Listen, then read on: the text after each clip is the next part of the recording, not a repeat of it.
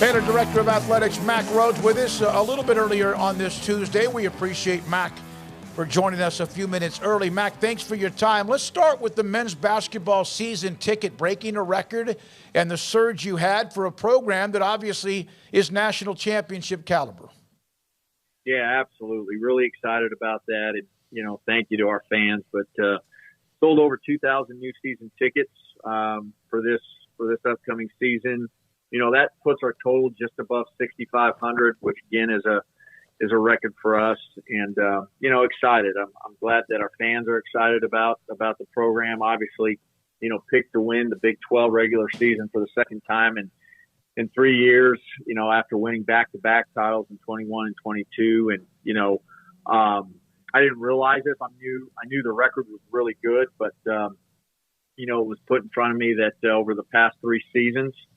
We've gone 40-3 at home, and that's certainly a testament to our fans and making the Farrell Center a really tough place to play. It's also a testament to Scott Drew and the staff and our student athletes just competing at a really, really high level. Mack, how much of the surge do you attribute to people wanting to get a jump on getting season tickets in the new arena? Yeah, I think that's certainly a part of it, Paul. I think it's, 2 primary drivers. I think it's the success of the program, right? And then also the anticipation of going into the pavilion and people wanting an opportunity to be able to purchase season tickets there. Obviously we were very intentional in terms of the size of that venue and scaling it down and really creating a demand for tickets. And, I think we've done that. And, again, just special thanks to all of our fans.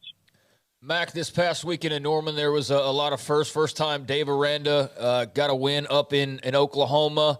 First time having back-to-back wins against OU, home and away, since 2013-14.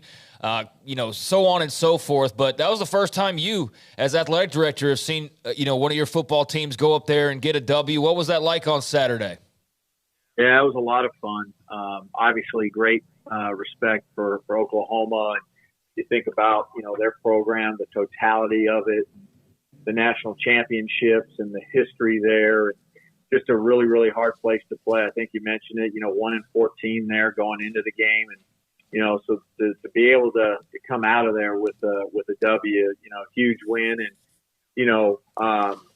thought we played, well at times, but there's certainly a lot of area for growth and improvement. I think you heard, Coach Aranda's post-game comments. You heard a little bit of that. And so I think, being able to, again, walk out of there is a really, really tough place to win with a W, knowing that you didn't play your best. And we're going to have to play our best now when we think about the opponent coming in this Saturday. But, yeah, it was a great day, and now looking forward to the upcoming Saturday. Do you feel like with Texas and Oklahoma, and I'm sure you will, but I mean, and maybe obviously you might know this because the schedule's not been released yet, but it might not be you, but it might be other people that don't really, the fans may not know that this is the last time they may play there, because given 14 teams, the schedule might change completely, and that might just be off the schedule for 2 years. It's a great point, Paul. And, that's absolutely correct. And, as you think about, the schedule for the 23 season, that will come out, here, hopefully right around the 1st of December. And, just because, who we play in 23, that won't be a repeat or a replica for 24, not with 14 teams playing 9 conference games. You're not playing everybody, every year now. And so it will be a different matrix, a different schedule. And so you bring up a great point. Mack, I want to bring this up. You guys in football have gone now to 10 bowl games in 12 years, including clinching one with a win against Oklahoma. Won 3 Big 12 titles, played for another one. And yet I get kind of a feeling, the murmur, that ticket sales for this game are not quite what they should be. One, it's a big-time game. It's an important game for both schools that could decide who's going to play for a Big 12 title. Do you get that same impression this week has been sluggish when ticket sales? Yeah, Smoke. Look, I'm gonna say it like it is, and right now on Tuesday, I'm disappointed. This is a huge game. You've got two teams, 6-3, right, 4-2 overall, both second place in the Big 12. Vying to get themselves in better position, opportunity to still play, for the Big 12 championship game. Our fans have wanted a night game, and we finally have one at 6 p.m. game. This atmosphere should be electric. It should be sold out. I'm hearing rumors that some of our fans are putting their tickets on the secondary market, and that's just not good. When we think about how big a game this is, we need it sold out. We need everybody in green and gold, and we need to provide, Coach Aranda, the staff, and most importantly, our student athletes with a home field advantage. And again, it's only Tuesday, but we've got some work to go. And so, I implore our fans to, buy tickets, don't give them away. We need them in their seats, and to create a great environment and atmosphere. And, it's this time of year where you hear all of this talk and noise about coaches going from one place to the next and all of that. Well, when we think about keeping our coaches, this is a really important part of the equation, that we are having sold out, venues for games that matter. And believe me, this game on Saturday, 6 p.m. versus, number 13 Kansas State, it's a big game for us, and we need our fans there. Is there, I know we're trying to do something with our site on the berm section, which we're doing a promotion there. You can only do so much. You can't just give them away. You don't want to do that. But when you mention what you just said about coaches, if you have a coach right now that everybody else would want, that has a stadium that seats 75 or 100,000 people and it's filled, that's dangerous not to fill the one that has 45,000, isn't it? Yeah, I mean, again, it's commitment to program, it's excitement to program. We had a team last year that broke records in terms of most wins in a season. Highest ranked finish, 5 in the country, wins the Sugar Bowl, wins a Big 12 championship, and we've got a team right now. Again, at 6-3 that has fought its way back in to contention, and still a lot to play. The Texas game doesn't mean anything unless you take care of TCU and Kansas State, and the TCU game doesn't mean anything unless you take care of Kansas State. So this is the next one up, and it's a huge game, night game, and we need the stadium full. We need McLean Stadium rocking on Saturday night. So again, just asking our fans to come on out, be there, and create a really, really tough environment for Kansas State to compete in. I know sometimes people look at the promotions or whatever. How many hours, even before a year, and how often can you cross-check, almost like scout yourself as a football team may do in an off week, or with the football analyst, what you are doing? Is there anything else you can think of that would help? Is you basically have scratched off all of the possibilities of making this a better event? I think, we've got, people that are working really, really hard in our fan engagement, fan experience area, ticket sales area. I think they've done a great job. They, had stuff ready to go in the event that we, beat Oklahoma. We got that stuff out. Thereafter we became bowl eligible. That stuff was announced. I think in terms of our price points, our data shows that, and we follow that really close, analytically, price points and all of that, that's, where it should be. So it's just a matter of, fans making the intentional decision to come on out and to be in their seats, fill the tickets that they purchased, be there, and come on out. And then we need, some of the fringe, folks that don't have season ticket holders, but the individual ticket buyers, to come on in and buy tickets. And again, this is, I don't know if people, if it's, people just aren't aware that it's a big game, but believe me, it's a big game. I can tell you that. And I know Gene Taylor, the athletic director at Kansas State, he's a friend. It's a huge game for them. And believe me, if you talk to Coach Aranda or you talk to any one of our student athletes, it's a big game for us as well. Mac, there are 2 games in the Big 12 that direct, what's like going to happen in the yeah. last month, and one of them is here. Like that maybe it's just because TCU is 9-0 and everybody else is 6-3, but this does not come around that often where you get a weekend like this and that you can be a part of it as a fan. Yeah, I agree.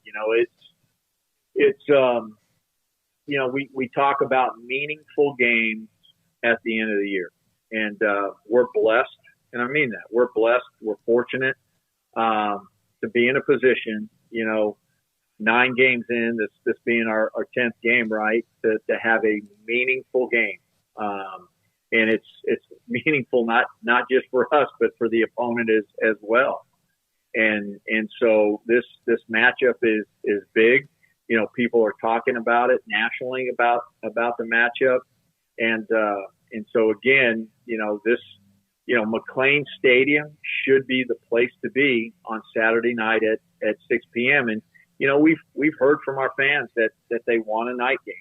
And I said this before, and now we have a night game and an opportunity to be on a national stage against a great opponent, a ranked opponent, and the opportunity to have an upset and continue to stay in the hunt for a Big 12 championship. Mac, one more thing on the game against Oklahoma, which was a critical win, obviously, and gutty. The broadcast, which, of course, ESPN Plus is going to get those, and Baylor's had their share of those. I would think the future with the new TV deal extension, there will be even more involvement with ESPN Plus. I could be wrong. But how often when you have Big 12 meetings, right now you were trying for a while to get up off the campus as a conference and make sure it's continued, and then the TV deal. Do you as ADs even get into or have discussions with the networks about the broadcast quality? Yes.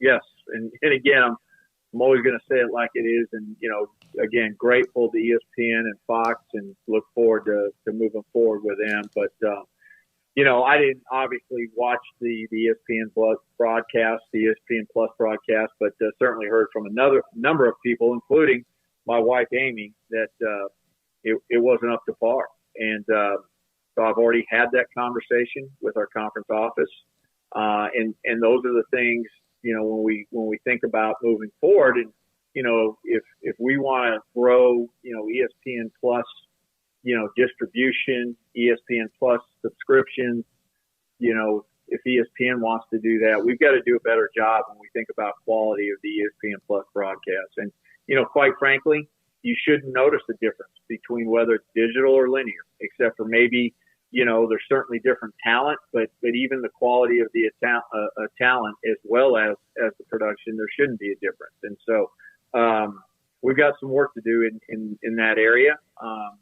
I think most of them, most of the ESPN, Plus broadcasts are quality, but, we've certainly experienced a couple over the last 2 years that haven't been.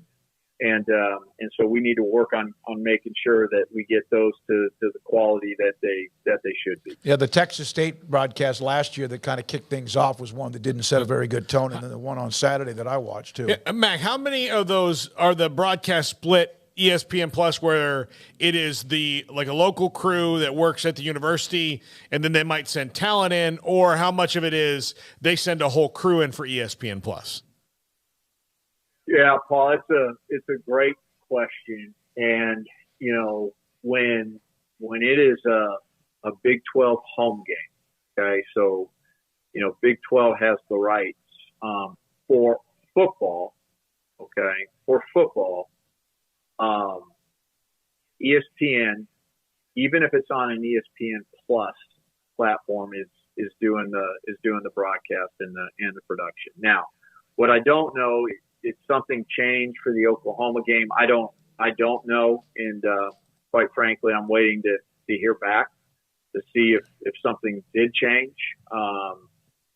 But now in basketball, both men and women, it's different. The home institution, is responsible for broadcasting for ESPN Plus, for digital, and they're two different productions, right? In terms of the complexity of them both, and football requires a lot more cameras, etc. versus basketball. Not to get into all of that stuff, but yeah, I'm still waiting to hear. But again, here's the bottom line: the broadcast was not up to par, wasn't up to standard, and so we can't allow that to happen moving forward. I saw even some students have put out something about a blackout. Well, you got to have enough people there to have that, and that needs to be coordinated. But my God, at least trying to get somebody to the game, that's what matters the most. And it is never, there have been times when you never had to worry about it, and yet it seems like here we are. You're right. You wanted a night game. It's November. It matters.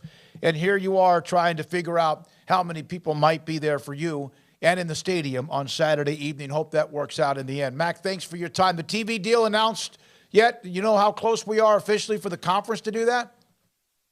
Yeah, I would say, in general, sometime hopefully in December. And, there's some fluidity to it when you think about contract and all of that stuff. But, still all in a great place, and thankful for the TV contract, and really, really looking forward to the future of the Big 12. Thank you, sir.